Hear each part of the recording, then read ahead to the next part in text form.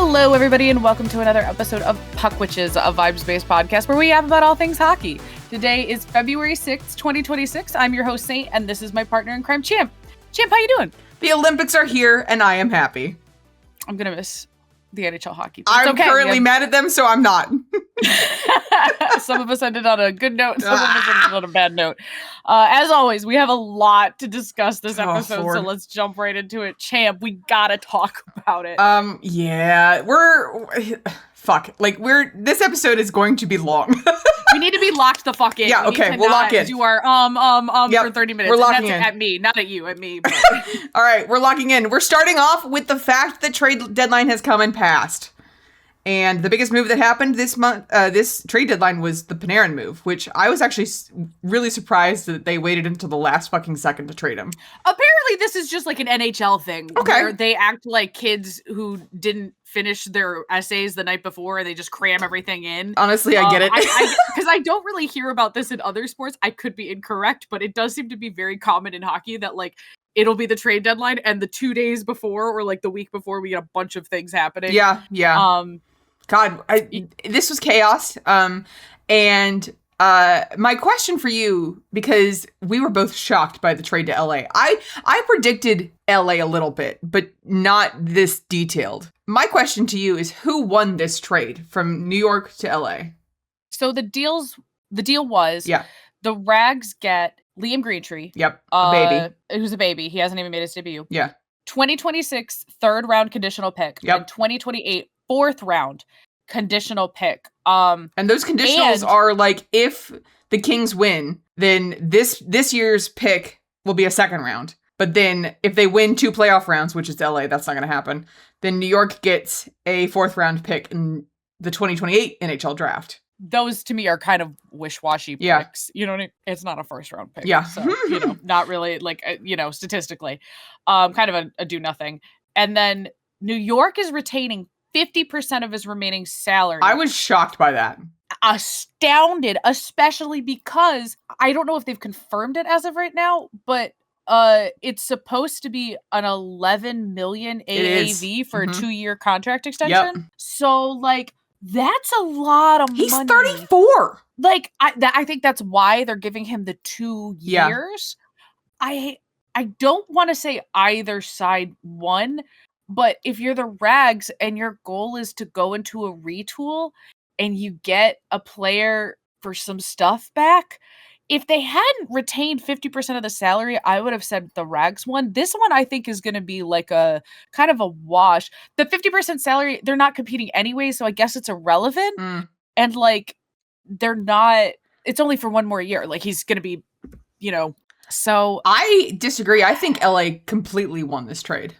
You do? You think he's? I think you're kind of right. Yeah. Like the LA Kings win in that like they get Panarin. Yeah. They also get everything that's associated with him. Yeah, they get his less than stellar record with the sexual harassment allegations against him, and that was why the Rags didn't have like video walk-ons and like social media like presence as much with the players because of his behavior. He also has a toxic locker room, like he's coming from that, so he kind of has to better like prove himself in this locker room. And I don't know, like I guess I don't really see like if he performs for them, great, but like if he doesn't perform for them, the Kings, who I don't believe have much salary cap to play with, not with have Ken just Holland locked in 11 mil. And again, he's older. Like, yeah, which is why it's a short term. Like, well, but the that. Kings are, I think, one of the oldest teams in the league right now. Yeah, they got Corey Perry, they got Cece, they've got Kopitar. I mean, he's retiring, but maybe that's why they're doing the 2-year and a higher is because Kopitar's retiring, and so maybe next year they're going to have that wiggle room. Like, I just assume that's. I do think that the fact that the 2 picks that were out there were conditional, and they're not good picks. Like, the fact that the Kings are not in playoff contention right now either. They are out of a wild card spot. Doesn't mean that they can't in the 25 games that we get coming back, but it's looking like they might not make it. I guess the Rags really, it's almost, if they had, I don't know, like, The consensus across social and even in the NHL was that the Rags got at least a C and LA got an A+. I think the Rags got less than we got for Jake Gunsel as a pending UFA. And so, like, it is kind of crazy that the talks were that, like, they wanted a king's ransom for him. And it's like, I think people overvalue these players sometimes in terms of what other... Because the players know they can just go to UFA. Yes. And so it's like, it doesn't even matter to them. Yes. But, like, yeah, the fact that those picks are so conditional, they basically got nothing like for him other than like a Liam Greentree. Like that's kind of really all they got. I mean, and then the conversation was, there was a couple of offers out there. I know that he wanted to go to Florida and then Tampa Bay. Those were his top of his list, but Florida would never, they would have not made it. Florida. Tampa Bay, there was talks that maybe he could do it. The Canes, I know, made a pitch for him. The Caps, I know, made a pitch for him. Anaheim was like, no. San Jose was absolutely not. LA even fell apart. They wanted Will Smith or something like that. The audacity. Crack. Yeah. They wanted Will Smith from the Sharks or Ryan Leonard from the Caps. Both very young players, which I know that they have to ask, but those teams would be stupid for even like considering that offer. That was not like that was. And like LA dropped out. They were like, we're not doing that. And then right before deadline, they re-engaged, which... I think it's interesting that he rejected the Kraken. Yeah, he did reject the Kraken. The Kraken are looking for a star. They need a star player. They do not have any star players. Yeah, they have a bunch of middle line They need forwards. a number one. They need a face of the franchise kind of person. I mean, but they were willing to offer him more than Dry, which again, the audacity. Absolutely fucking crazy. Like a 4-year extension. I don't think that would have been... I'm glad, as someone who enjoys the Kraken, that didn't go through, because that would have bit them in the ass. Yeah, and the vibes too. I mean, that was just...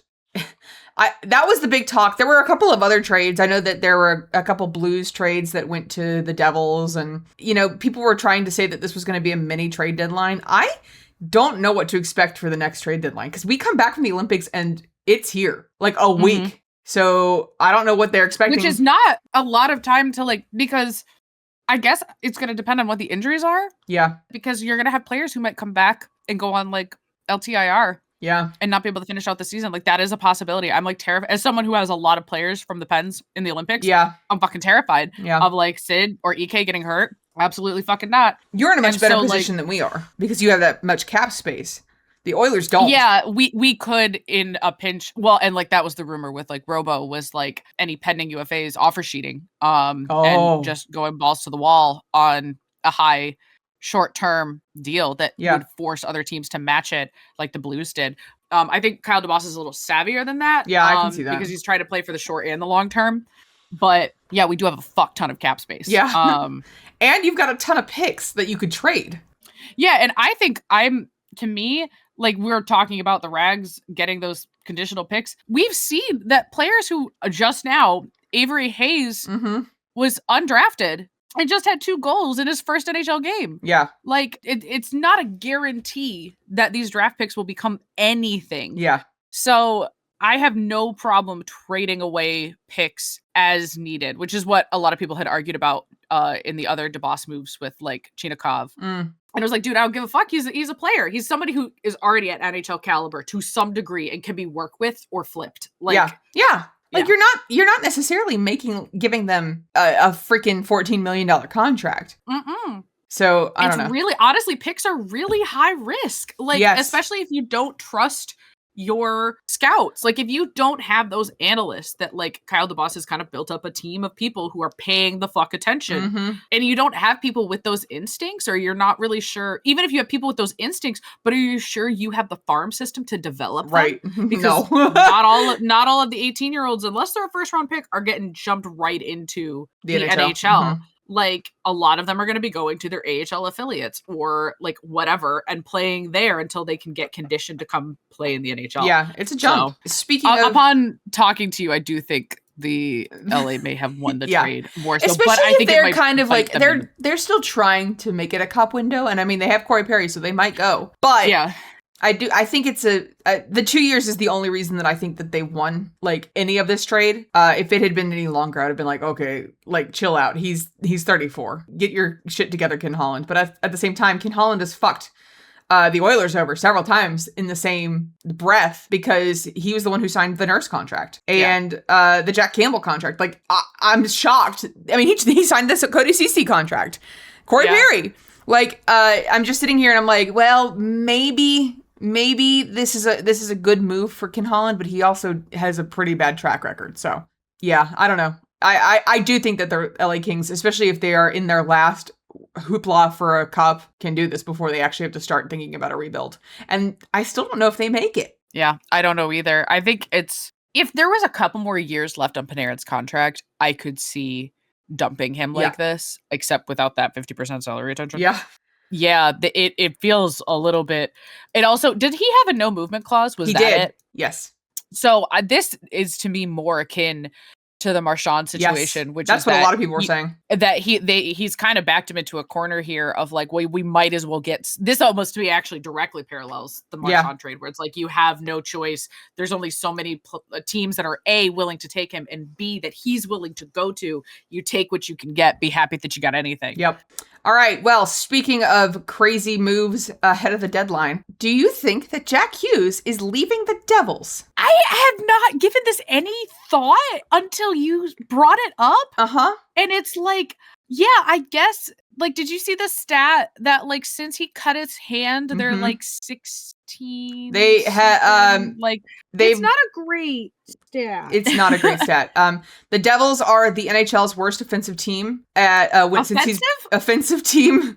They only have 2.1 goals per game since Jack Hughes returned, and are 29th in points percentage since December 21st. So not great. The Devils are having a time. And because of this, a bunch of Devils fans started turning on Jack and Luke. We talked a little bit about Luke getting yelled at when he was making a couple of mistakes, but again, he's a child. And so it's almost like a bunch of the diehard Devils fans are shifting the Hughes brothers out of favor. And this was best discussed when there was a misrepresented quote that came across socials. So Jack was in an interview and he said, somebody asked, what do you have to say to fans who are dealing, watching this over and over again? Because they have been struggling. And he said, I honestly have nothing to say to those fans who've lost hope.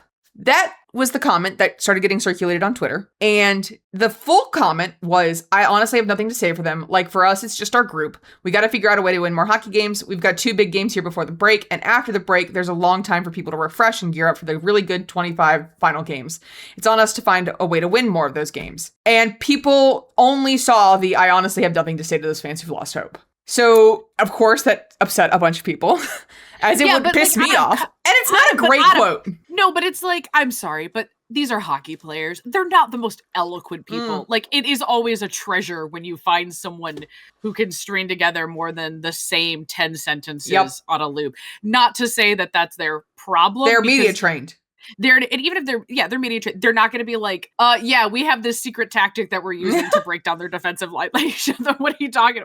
They can't do that. They can't. Yeah. They can't. Yeah, they have to give these like little favorite press your soundboard button. Then there was fans that were upset because with those 2 big games, he didn't play either of them because he had a day-to-day injury. And I mean, mind you, he's still healing from his hand and his surgery. And this was not related, but he is going to play for the Olympics. So people were like, I can't believe that he would go and, take the time off from the Devils to go play for the Olympics. And he's chilling before he goes and he represents Team USA. And everyone was like, whoa, why are we mad at him all of a sudden? So, I do have to say, fans who think the NHL is more important than the Olympics, I need you to get some perspective.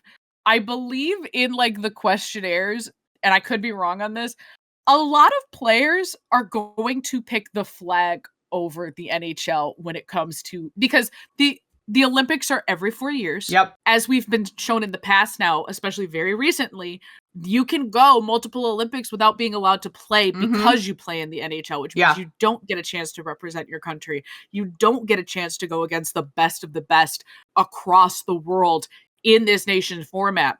4 nations notwithstanding, it was only 4 nations. You know, it's not everybody. There is a lot of national pride on the line, and just like your local pride. These people are from the country that they're representing. They want to be like, yo, I'm the goalie for Finland. I'm the star center for Czech. Like, whatever. Could be me though. I'm not patriotic, so my team matters more. We're exceptions. But like in general, the players are gonna want to go to the fucking Olympics, I get guys. that. Like, let's be for fucking real. But my question is do you think Jack Hughes is leaving the Devils?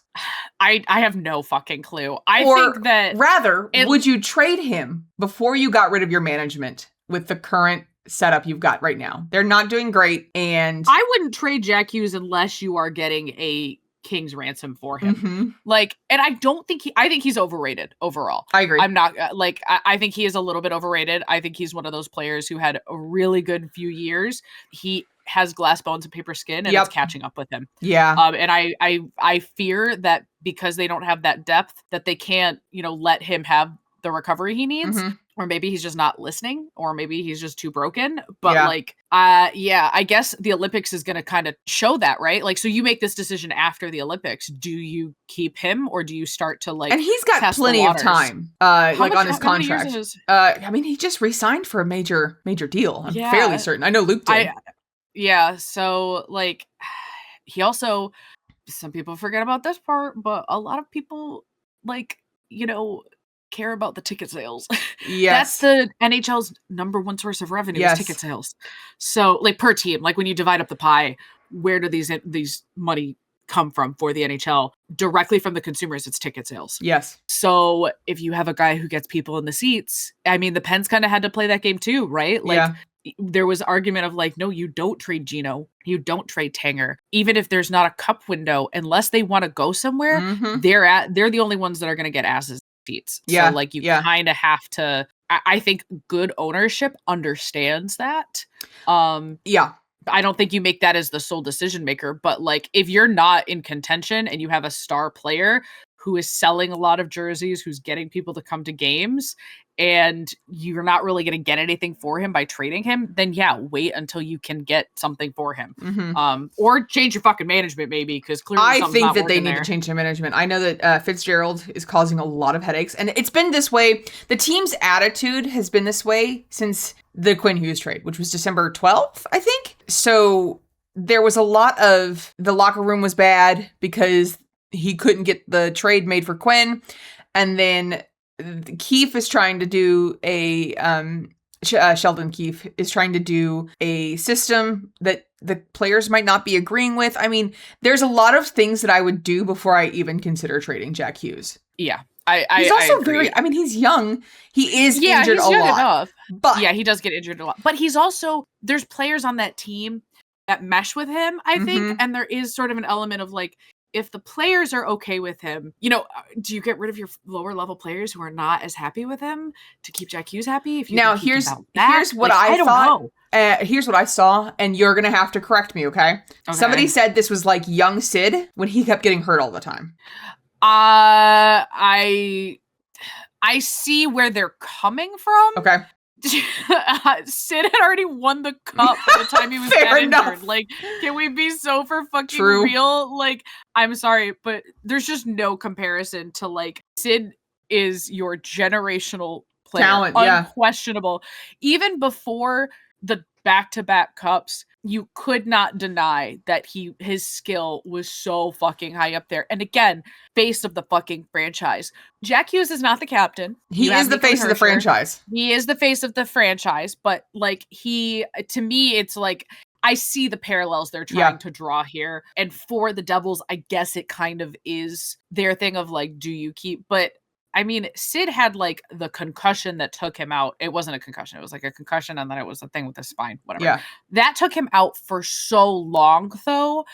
And it was one of those, we don't know if he's ever going to play hockey again. If he had retired like from injury, that was going to be a different thing. Right. It's not like they were going to trade him. Like you're not going to trade him when he's injured. He was on LTIR. Yeah. Like, I don't know if the cap circumvention worked the same, but like, I think it's a slightly different scenario in terms of the injuries that shoulders don't like to be re-injured all the time. Yeah. And I know that's mostly Luke Hughes with his shoulder. No, it's both of them. It's actually, I think it's all three of them. Like, I don't know if their mom or their dad gave him bad shoulders, but like shoulders don't like those kind of injuries. You know what I mean? Like they just, it's sort of like ankles. Sometimes they heal and you're fine. And then sometimes they never heal ever again, all the way. I don't know. It's one of those things where I think they shouldn't jump into anything. And they should maybe look at like getting some other pieces or moving pieces around. You know who they could trade before. Yeah, I know you want Connor Brown back out of the Oilers. Send him to the fucking Penguins. It wouldn't match his hair. Well, speaking of interesting fan bases going on right now, what do you think about coaches airing their dirty laundry with players in front of the media? Shut the fuck up. Like, why are we... I guess, okay, again, I'm somebody who always tries to look at all angles of the situation. If you have a player who is not responding and doesn't seem to be listening and you're out of options. Yeah. And you're frustrated, I can see that you might let it slip. When they're still working together is probably just not a good move. Right. I think once you... For context, this is about Rick Tocchet and the comment that he made against Matvei Michkov. I don't know if you saw the comment, but... I didn't. I saw the one comment because everybody was losing their mind about it, about saying that he came to camp out of shape. Yep. And so that's what I know. That's the only thing that I know about this. He had there was, like they were at some event for the Flyers organization and a reporter asked him why Michkov has had such low ice time. And again, he's their rising star. He's not Zegras. He's not... What's the other one? But like name? He's somebody that's their homegrown. Like, I say homegrown. I know he's not. Right. Philly, but like you started him in your system and are bringing him up correct from scratch, basically, like as a drafted Flyer. Like So people were like, well, why is the upcoming star only getting as much time as a fourth liner? And Michkov said it's because he didn't come to camp in shape. And when was this comment? Sunday. This Sunday. This past week, yeah. Well, training camp was half a year ago. How long does it take to get back into shape? You're the fucking coach. Get him into shape. Yeah. Get him. Do you suck? Do you not own a gym? Do you just let him like sit on his phone for hours? What? Also, for context, what? English is not his first language. This is the same problem that he had with fucking Tortellini. And my beef with the NHL, any organization worth their salt, if they were not fucking stupid, should have translators. Translators, not people who speak two languages. No, and like I get it. Part of it is like the culture, because that's right now what's happening with the Pens is like Gino. Gino is kind of taking the like, there's little baby Russians with it. Like it's cute, whatever. But like it happened to him too. Like Serge did the same thing with him. But you can't rely on that. I can't believe under the CBA that foreign players have not pushed for mandatory translators or English classes under their employment contract to be paid out by the organization for X amount, whatever. It's actually fucking insane that the NHL does not pay and hire translators. You make billions of dollars. Yep. The people who own your organizations individually across all 32 teams make billions of dollars. You can afford to hire somebody for $50,000 a year to talk to a dude. Like, it's like just absolutely fucking insane. Sports, like non-athlete roles and outside of like higher upper admin are horrendously underpaid as it is. Most people in sports do it for the love of the sport. So like it's not like these people are going to be asking for $200,000 a year. But like, Jesus Christ, what absolute cheapskate assholes to not give this kid a translator so that he can be on par with his teammates and his coach. Like how isolating is that? Oh yeah. What the absolutely. fuck? So that, and then he's also playing on his off wing. So he's my fucking I know. So he has this comment. So he didn't come to camp in shape. English is not his first language. He's not playing on his right wing. And this is what Rick Tocchet said. Well, the Flyers organization obviously was not happy with that, right? Because your coach is throwing your up-and-coming star under the bus. But then Danny Briere comes out and he's like, yeah, don't worry. Michkov's not going anywhere. And are you sure he doesn't want to be a Pittsburgh Penguin?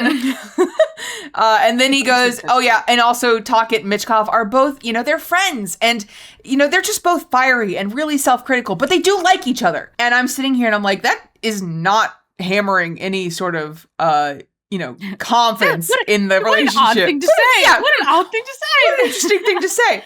But because this is also not the first time that Tocchet has caused locker room issues, because he did the same thing with Elias Pettersson back in Vancouver. He lied about his usage and why he was not using him as much. Then he critiques his preparation, says he doesn't come into camp in shape, which again, Elias Pettersson was going through a shit ton last year, not in the face of hockey. Like his whole life was being blown apart last year. And then also he left when upper management started choosing the player over him. And there's also reports that he was the one who influenced JT to bully EP40. Which I remember that drama. Yeah. This is reminding me a lot of Dallas Stars coach who threw Otter under the bus. Oh, Pete DeBoer. Pete DeBoer. I could see his stupid bald head in my face, but I could not pull the name out. Yeah. Okay. So Pete DeBoer, Vegas with Fleury. Yep. And then Otter with And he was the San Jose Shark. I don't know if he threw the player. He just never got to the cup. But he was also a San Jose Shark coach. Once is happenstance, twice is coincidence. The third time is enemy action. Mm-hmm. I feel like we could up that a little bit. Fool me once, shame on you. Fool me twice. Shame on me.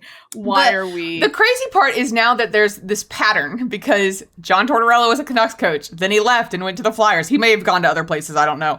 But he was a Canucks coach, and then he was a Flyers coach. Rick Tocchet. He's having the exact same problem with Rick Tocchet. Rick Tocchet, you're about to be out of a job soon, buddy. Deserved. But yeah, that's...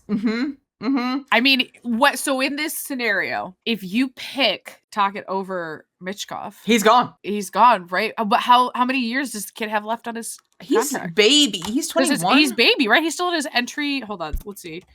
3 years. He's on year 2 of 3. So he's UFA next year. So he's gonna RFA. go. He's RFA. He's RFA. Restricted free agents. Yeah. Oh, because own rights and all that shit. Yeah. But still, so y'all better get to be real friendly real fast.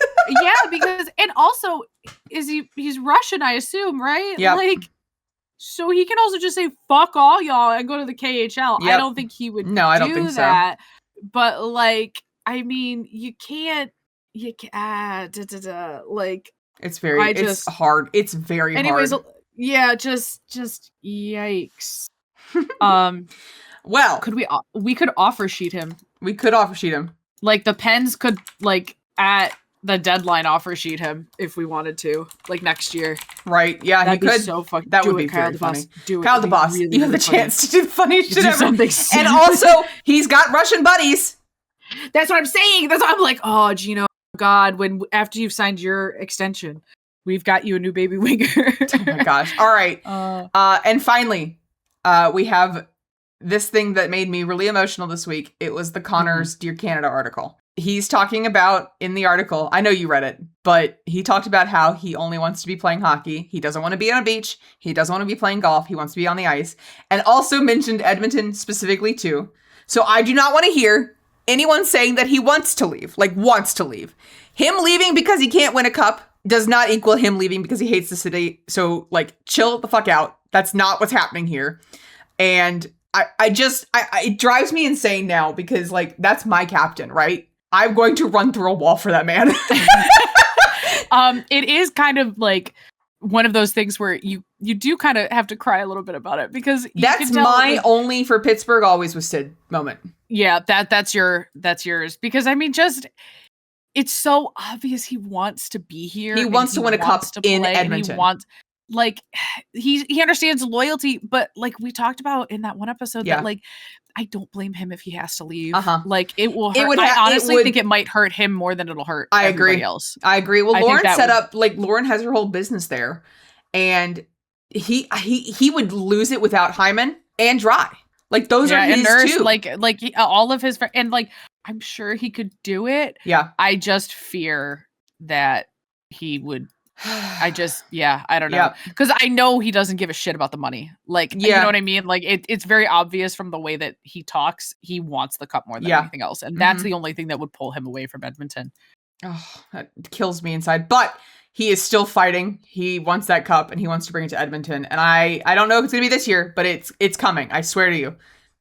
The NHL, I will personally hunt you down and break the Canada curse myself just so Connor can win a cup. I'm going to run through a wall for him. Oh, man. All right, Saint, do we have a sponsor today? We do have a sponsor. Today's sponsor is Saint Astra. Twitch streamer, cosplayer, and artist. You can support her by purchasing you're subscribing on twitch.tv/Saint Astra. Use your free Prime sub and get access to awesome emotes. Saint Astra's Etsy also sells a variety of jewelry, decorations, and trinkets. Everything is handmade and crafted with the perfect balance of love and spite. All proceeds go directly to the Saint Astra hockey-related DIY fund.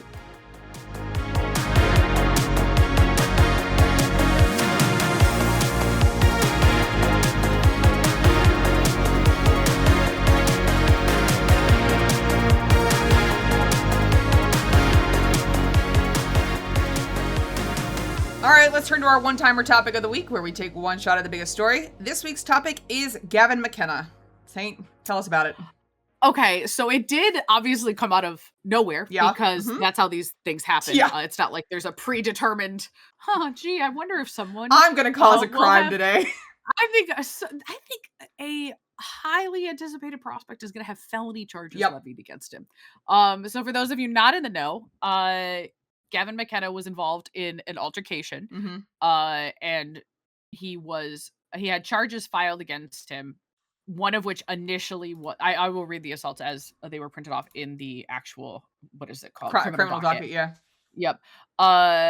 Felony 1, aggravated assault, misdemeanor 2, simple assault, harassment, and disorderly conduct engaged in fighting. So this was also Saturday, the 31st of January, the day of his incredible Penn State victory stadium series. The initial report was that witnesses saw the assault at 8:45 in front of a parking garage. And the initial report was that there was significant swelling, dried blood, and a missing tooth. Right. The victim had been punched in the face and suffered fractures on both sides of his jaw that required surgery. So he was, after the initial report, charged with the felony aggravated assault, misdemeanor simple assault, and summary offenses for disorderly conduct and harassment. 4 charges against him. Highest level on the felony charge, 20 years, which everybody is clickbaity about, whatever.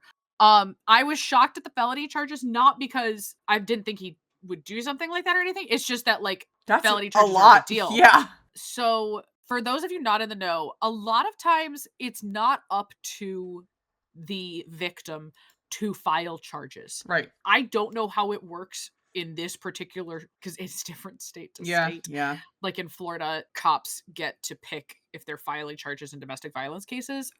Basically, you can't, because what happens is people who are victims of domestic violence will choose not to pursue charges because they're victims of domestic violence, and the police instead get to be like, no, we're filing those charges, which I think is actually a good thing. Yeah. So for this, I do not know for sure, but on the docket, it was listed as Commonwealth of Pennsylvania versus Gavin McKenna, which means that obviously it's criminal charges, versus it being like civil, a civil suit.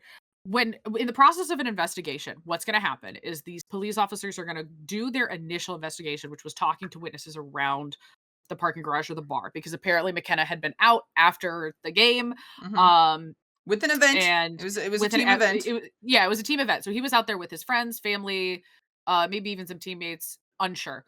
But the patient went to the hospital, or the victim went to the hospital, and the police did their due diligence, and they determined that, based on what they had been told and what they canvassed with the witnesses, that these were the charges that needed to be filed. What happens is that's your initial charge. Yeah.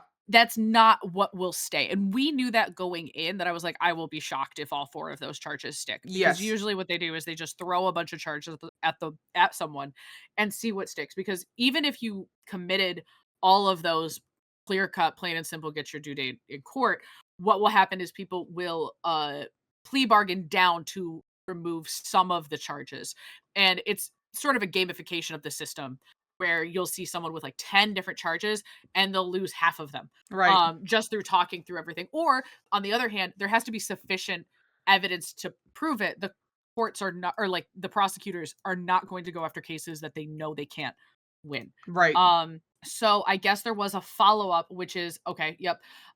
Center County District Attorney Bernie Cantora said that a review of the video evidence, as well as the extent of the man's injuries, which are less serious than previously reported, does not support the felony charge. So he's going to be remaining charged with a misdemeanor count of simple assault and the summary offenses of harassment and disorderly conduct.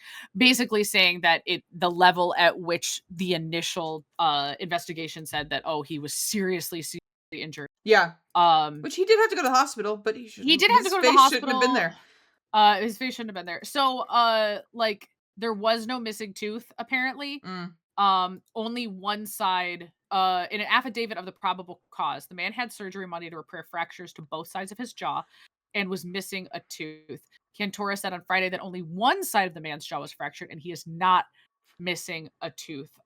This was from Center Daily, but it's behind a paywall. Yeah. So, like, give them their due diligence. Like, they did a good job on this reporting and, like, getting information on that, but, like, we're repeating it because it's up behind a paywall. But so, yeah, like, it all tracks. Allegedly, they were out, and it was this guy was going up and talking shit. Yeah. And harassing and, like, you know, not being chill. And then he started to go in on McKenna's mom. Right. And McKenna punched him twice in the face. Quick drop. The twice in the, which, yes, the twice in the face is like, okay, you can't just punch people. You can't just do it. However, in the case of you don't start none, there won't be none. Exactly. I do have to kind of, like, initially I was like, oh shit, did he just beat the shit out of this kid? Like, for being a shit talker? Like, because that's what, you never know, right? Right. That's what it could have been. And I was very cautious of, like, hey, like, there's about 15 different scenarios. We will not know until this goes on. So 2 punches is good in his favor. It means he showed restraint. He was not, like, giving a beat down to this dude. The other dude started it. And if he feared for his safety or the safety of his mom, he's going to argue self-defense. Yes. I would not be surprised if both charges were the remaining charges are dropped. Like, I'm going to assume he gets nothing. He's going to pay, like, some kind of restitution. And honestly, I think it's done quicker than most cases. Yeah, now that it's not a felony charge, I don't think he's at risk for his first hearing is February 11th. It's this upcoming week. Which he is entitled to a fair and speedy trial. Yeah. I think it will be quickened by the fact that because it's a college thing, you know what I mean? Like, they're gonna so, like, there was also something to do with I guess because Gavin McKenna is First Nations. Yeah, so there was something to do with that, like, he's not because the United States citizens versus. Well, the issue was if he was found guilty, he would have a much harder time getting a visa to work in the US because he was First Nations as opposed to being, like, no, just in general because he's Canadian, but because he is First Nations, he has there's some act that is like, okay, you are allowed to work like you are an American citizen, even with these crimes. So, okay. I don't think it'll matter in the long run. I do think he's going to get both of these charges dropped, not even just because of the situation that seems to be what happened. And again, these are all alleged, so we don't really have innocent until proven guilty in a court of law. I mean, there's video evidence of it that I'm sure is going to get leaked at some point. Yep. And under, like, United States law, there's, like, the Freedom of Information Act. Yep. Which is why you can see, like, all of these body cam videos. Once this goes to, if it gets to trial, it's probably not going to go to, like, an actual trial. I think it's going to end up being dismissed at the prelim trial. Because I think that the cops are going to be like, look, this kid exaggerated. And he's already been proven that he's starting not. Shit. So I would say, I would say that Penn State has a reputation for hoity-toity white boys. Yeah. Well, there's 2 serious. I think because, I mean, he obviously knew who McKenna was. Yep. I think he was just an asshole and didn't expect the retaliation. Honestly, if you are gonna start shit, why would you do it with a hockey player knowingly? Like, that I'm video thinking of of Biz the summer at the golf club, or like the golf club, the guy at the golf. He was playing golf, right? And this dude's, like, talking shit and, like, tries to get into a fight with a hockey player. He didn't know that he was a hockey player, right? So it's like, you can be forgiven for the fact that you don't have eyes and can't see this man could clearly beat your ass. But, like, you know that's McKenna. Like, you know that he's a hockey player. And hockey players all to some degree have some experience in fighting usually. Yep. Like, you know, I'm not saying he's an excellent fighter, but like he's an athlete. Even if he isn't a good fighter on the ice, he still can punch you in the fucking face. My bet is that he'll get the summary offenses dismissed entirely. They'll probably do something with the misdemeanor simple assault simply because the dude did have his jaw like broken. And then he might have to but I don't think he'll see jail time. I don't think he'll see anything like that. It'll probably be something like restitution or just like pay a fine of some kind. That doesn't mean that he's exempt from the civil lawsuit that the victim could file for medical debt, loss of quality of life, and any missed like life shit. Yeah. But you could argue that Gavin McKenna could come back and be like, if I miss out on the draft from this is your fucking fault. Yeah. Which initially, when we were talking about it, we had said, oh, well, what if he misses the draft because of the felony charge? I don't think anything can happen with that. When it was the felony charge, because that's how our legal system works. You don't really get, like, you were accused of a crime, and whatever happens out of that, you don't really get any restitution from that from like the state or the feds, because they're just doing their job to find out what the fuck happened.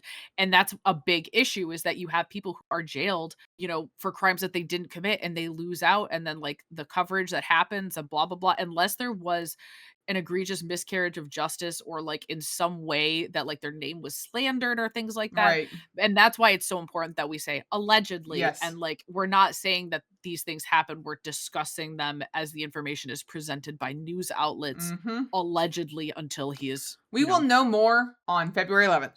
So yeah, next we're gonna week. know.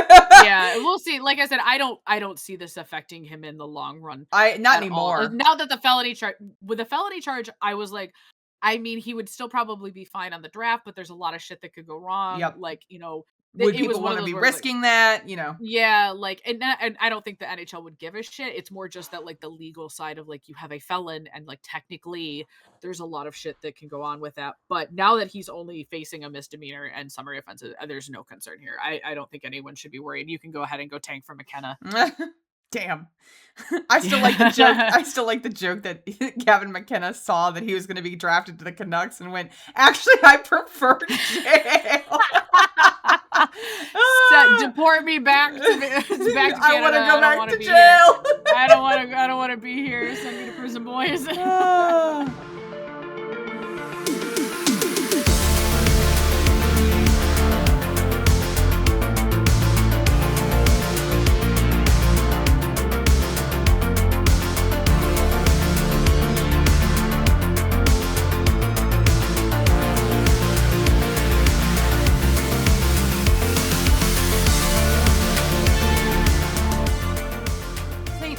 Having the same conversation again.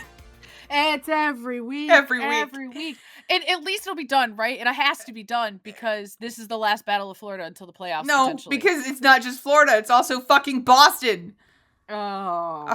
So, in case you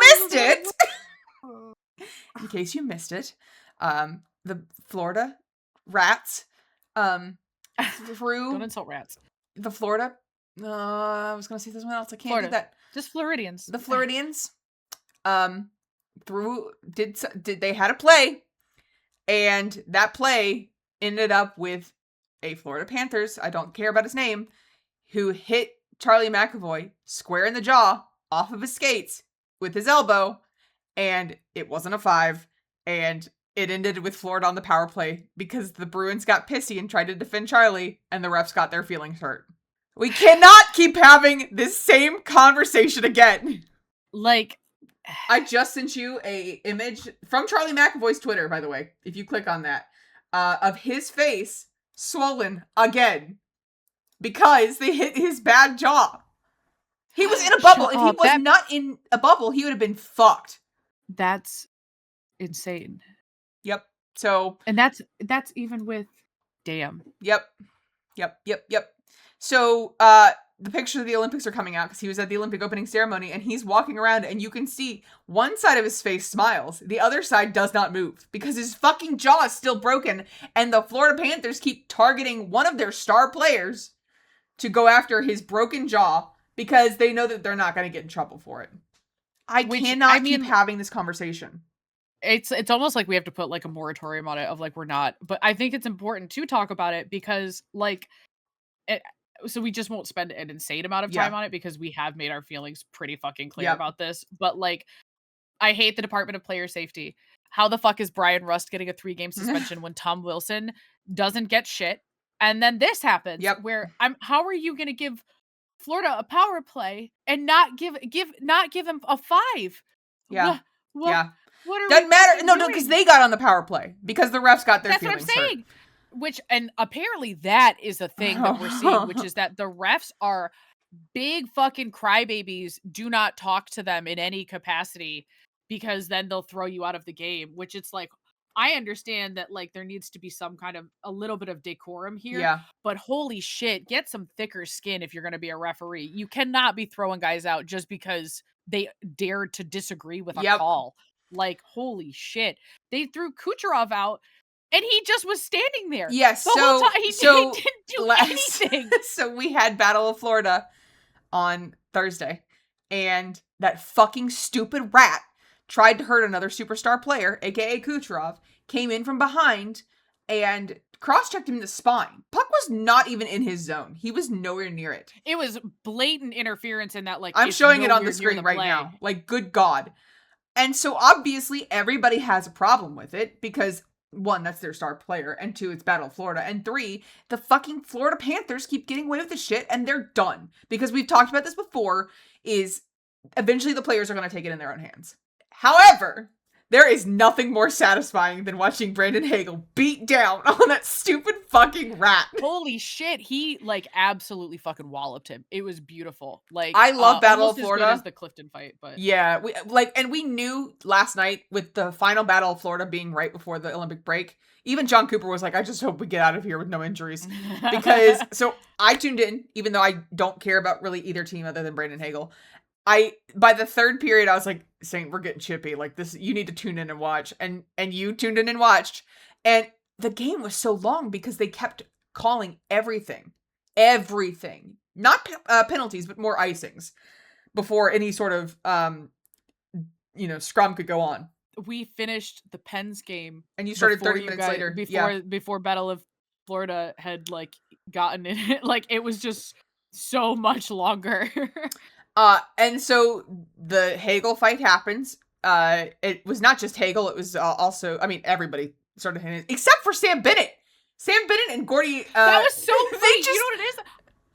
I think it's because he doesn't want to miss the Olympics. I would not be shocked. Yeah, I can see that. Literally flew over to Gord and was like, hold me, brother. Like, we are not doing this tonight. Yeah, they were like, nope, I'm not missing the fucking Olympics.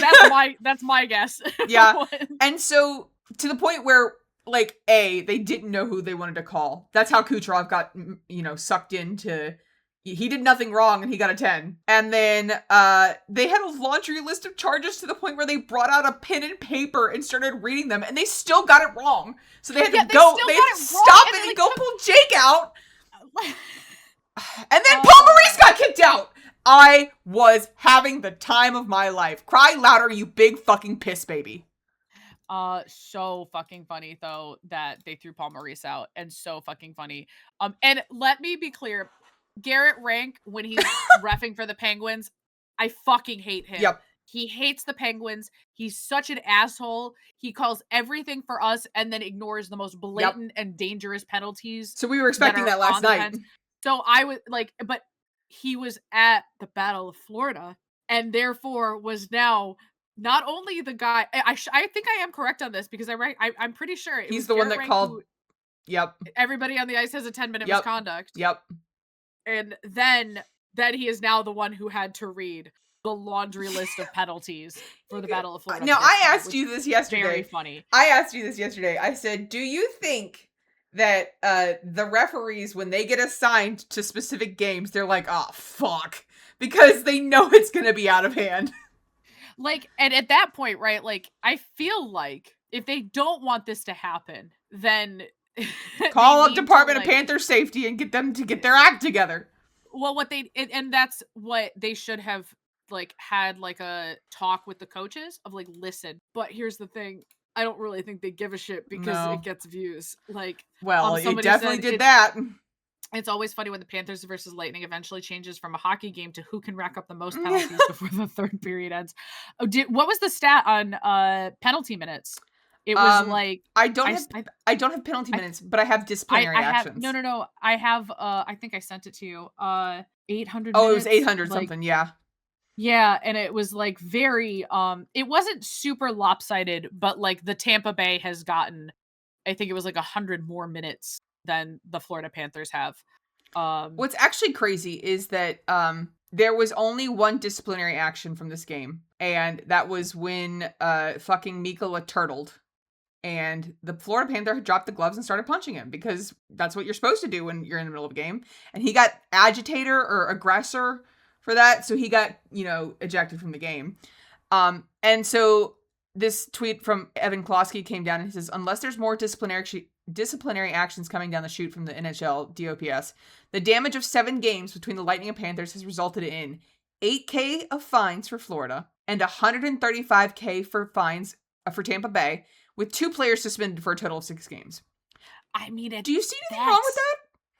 That's actually crazy when you look at the fact that the penalty minutes, while I want to find up this Battle of Florida penalty minutes. It was the total combined hours of 793. Yeah. Oh, here it is. Florida 314, Tampa Bay 479. Christ. So 150 hour or 150 minute difference. How can that result in $100,000 difference in fines and no suspensions difference? Like, that's crazy. Like, if you actually follow the like ratio correctly, that's fucking crazy that there's no supplemental discipline at all. Apparently the Florida Panthers are one of the lowest penalized, I think, for disciplinary actions. I can't remember the stats on that. I don't know where you find it out. I just only know from like when people report it to me. You know what I mean? Like, so I don't know where the actual like stat releases are. But yeah, that's kind of not great. Like, I just don't understand how you think that's a good look. Like, yeah, how can you pretend that we have anything to do with like anything? Yeah. Like, now Hagel, who was involved in the fight, came out and said that rivalries like this are one of the best ways to grow the game. Do you agree? I think rivalries are a great way to grow the game. And obviously this makes for good hockey because we watched it, even though we're not really fans of either team. I think you gotta have some fucking like decorum. Go nuts. Well, like, I want to know, like, what's the difference between this and the Battle of Alberta or the Battle of Pennsylvania? Like, what are the stat differences here in that, like, is it always this lopsided in terms of who's getting stuff handed out? Like, no. I think that what it is Battle of Alberta and Battle of Pennsylvania are still hockey games. Yeah. This is I think this is escalated to like it's just, and I like the rivalries. Like, that's so, like, but I think that the NHL has lost. I don't think that it helps. I don't think that it helps that they had 7 games against each other in a year. Like, one of their first preseason games before, I mean, we were watching it, was the one where they couldn't get a period. There was nobody on the fucking bench because all of the players were in the box because they were still going after Hagel. Yeah, they need to have some kind of, like, they have to rate it in, basically. They need to, like, have a sit down and be like, hey, we're fine with, like, the actual fighting. Anytime you motherfuckers throw an elbow or do something that could risk a player's actual safety just for the sake of it being a dirty play, you're fucking out. 10-minute misconducts. $5,000 fines. Every single one of you, no question. Coaches, you argue about it, you're fucking out. Like, it's just so infuriating in that they don't give a shit about the safety. And to the Panthers specifically, it seems to be their play that, because as someone who's watched it with the Pens a few times, that if the Pens are winning or anyone is winning against them by the third, they just start getting dirty. They just start throwing elbows and start throwing like dumb shit and trying to aggravate you into getting yourself thrown in the box because they know that they'll actually get a called on them. Right. And that's just not a fun game to watch for me, like, at all. Like, it's just not enjoyable to know that my team is going to get hurt and nothing is going to happen to the people who hurt them. Right. But if we try to defend ourselves, we're going to get, and the Pens aren't even that big of a, like, they're not a rival to them. That's just playing against them. It was very funny to watch Sharks fans lose their shit upon now seeing, like, because they hadn't played the Panthers yet, and then they played them. And they were like, is this how you all always play? Yes. Like, yeah, actually. So, like, these West Coasters or people who, like, and the Oilers, I think, are an exception because they played them in the finals. Twice, but, like, twice. But, like, all of the West Coast teams, when they finally play against them, are like, yo, what the fuck? You live like this? Like, and I don't even, like, it's just one of those things where it's like, I don't understand how the league can excuse this. And apparently the rumor mill is that the team's organizations are starting to get a little pissed off. Good. Rightful that, like, I don't know how true it is, but, like, that is the current rumor mill, is that they're like, yo, what the fuck? Because I can imagine it is infuriating to have everything called on you, and then your team defends themselves, and then also here's for all these Florida fans. Yeah, I don't give a fuck if your team is air quote hurt. We're the most injured team in the league. Yeah, okay. Cry louder. 2, you're not. The Pittsburgh Penguins would have loved to have that conversation with you. Like, quite you're literally not. I don't know. I just think it's fucking stupid. And at one point, the Pens had like 14 injuries. Like, be for real. Like, it wasn't 14. All right, we're ending on a happier note before we get in Sportsmanlike Conduct. The Stadium Series, Saint. That was an incredible commitment. It was incredible, but I'm not gonna lie. Oh dear. I do see why people hate Tampa. Because holy shit, the Bruins were winning, and it was like the refs got a call that said, we can't do this. We can't let the home team lose again because the Florida Panthers lost in the Winter Classic, so we can't do this. And it was like the Bruins breathed, and they were getting every penalty under the sun, and nothing called for the Lightning. That was one of the most clear-cut cases of referees managing the game I've ever seen. Now, I will say that it was the most watched NHL regular season game ever on cable, and people were like, come on, it wasn't that big of a deal. But the Grammys were on at the same time, and more people were watching this. And which so is crazy. Fantastic. It's also the 3rd year in a row that the Stadium Series has actually outdrawn the Winter Classic. Which sucks because I think that honestly, like, they're both good things. I think the Stadium Series has more draw for the average American fan because it's football, which is why I think they should host the Winter Classic only in winter cities. I agree. They should probably be Canadian. Now, they should probably be like outdoor venues in Canada or in like winter states like Colorado, which I'm hoping next year will do better. But like, that's part of the appeal. Now, what do you think of their choice to commit all the way to the aesthetics of the Stadium Series? I fucking loved it. The Pirates, the fucking, oh my God. The fucking Minutemen. The Bruins came out as like Revolutionary War in like the they were wearing Revolutionary War coats. It was so good. Like, the wigs, and then the cool map that they had. Yep. And just, it looked really fucking cool. And that's what I thought the Winter Classic had a good job of like turning into like the sandy beaches and stuff like that. It just, but that's not winter vibe. Yeah, it's not the same. Well, it was supposed to be like, it was supposed to be a subversion of the trope, right? Like, it was supposed to be winter in Miami and things like that. And I kind of understood what they were going with it, but they should have had like snowmen and like just dumb stuff. Yeah, you know, they leaned too much into the Miami Vice-esque and not enough into and then that would have made a great Stadium Series. Like, that would have made a great Stadium Series. Winter Classic is different. It wasn't a Winter Classic to me.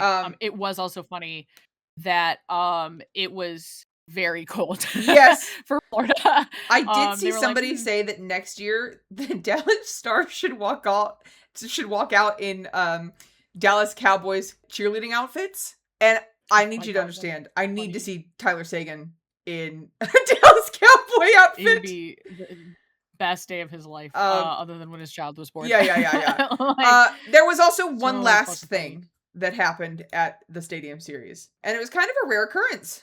We got another goalie fight. Yeah, I'm in the shower. I forgot I go to work. And we have a pretty hard rule. Like, you and I talk on every social media platform that we have.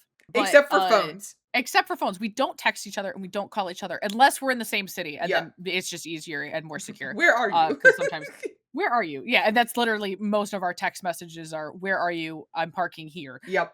You only call me when big hockey news happens. Right. And so I hear my phone ringing and I go, who the fuck is calling me? Right. Turn off the water. And I'm like, oh, it's Champ. Something has happened. Something catastrophic has happened. Yeah. And I'm like, hello? And you're like, Jeremy Swayman is fighting. I want to point out that I fucking called it. You did. You were like, it's going to be Jeremy Swayman next. And we all knew it. Like, we've known it since becoming hockey fans. Yep. And discovering Jeremy Swayman. I was like, oh, that man. I remember way back when Trent Frederick trying to teach Sway how to fight. Yep. Like, he did get his ass handed to him by Vasilevsky. He did get his ass handed to him by Vasilevsky. But they were very giddy about it, and it was fantastic. I think let the goalies fight. It's crazy that we've had 2 goalie fights when before we hadn't had one in 6 years. Yeah, it was like 16, 2 in the same year. 6 years and then 13 days. Absolutely. I think goalies should fight more, but the fact that they were just so giddy afterwards, they're like, dude, thank you for letting me have a goalie fight. And also that, again, that draws people in to watch. Like, if you want it to work, you're going to get it that way. So yeah, I thought it was great. Also very funny is that they've done this as soon as Marc-Andre Fleury retired. Oh, poor Marc-Andre Fleury. I'm so sorry, buddy. He just wanted to fight. All right, let's move into Sportsmanlike Conduct, where we spin the wheel to pick our team of the week. And no matter who it lands on, we have to say something nice and spread a little love on the ice. This episode was very long. It was very long. I feel like we did pretty good about sticking to the topics. We tried. We tried. We gave you guys a lot of information for once. It wasn't just us bitching the entire time. Yeah. We were really professional. All right, let's spin this wheel and see what we've got going on. Don't say that. I didn't say that. I thought it would have been hysterical. I thought it was gonna be lightning. Okay. I thought it was gonna be the lightning, and I was like, wow, that would be so. All right, so this week's is the St. Louis Blues, who's a team that we're also supposed to be cheering for not playing our teams, by the way. We kind of forgot about them. We have not said anything bad about them. We've done really good about that. No, definitely. Like, on it. Well, they also just haven't really been in the news, the narrative. Really. like they just have been kind of very quiet in they just I haven't seen a ton of news about them. All right. Well, do you want to go first? Not particularly. I've got one. I like their mascot. Oh fuck. Yeah. There's he looks like we talked about it in the mascot episode with Alec. It was a 2-parter because we had so much to yap about. But I think he looks like he would give very good hugs. I do also like it's not like my favorite, but I think the logo is kind of cool, and I love when uniforms bring an homage to the city of where they're from. And so it being St. Louis Blues, and their focus on music, when they do the jersey designs and just everything with that is really cool, because St. Louis does have a lot of history to it. I like the fact that they gave us the memeable moment of the year with Joel Hofer sitting down the tunnel. That was really funny. That is probably gonna win a Witchy. Yep. Which that's a thing we've got working on in the background right now. But yeah, so I think that was probably my favorite moment of the year. Whimsy wise, because the Blues needed it. I don't hate their alts either. Their alternate jerseys are nice. No, and I think they have a really cool overall, a lot of interest to the team. We have to be really nice to them, but I'm not as mad about them as I was earlier. Yeah, the sting of them stealing Holloway and Broberg are has eased a little bit as time does heal many wounds. You know, we wouldn't have gotten Podsy if that hadn't happened. So again, that's why I had said that hockey is one of those things that I don't like to talk about the what ifs too much, in that the what ifs, first of all, doesn't change anything, but second of all, what we got out of it often ends up, it is what it is. What are you wouldn't have gotten Podsy without it. There was just a lot. So once again, we did not do a really good job with our Sportsmanlike Conduct. We said some nice things. We said nice things. That's about all we got. So all right, well, that is season 1. Yeah, the Detroit Red Wings. All right, that is gonna wrap it up for this episode, folks. We really appreciate you listening through all of our rants and ramblings, especially this week.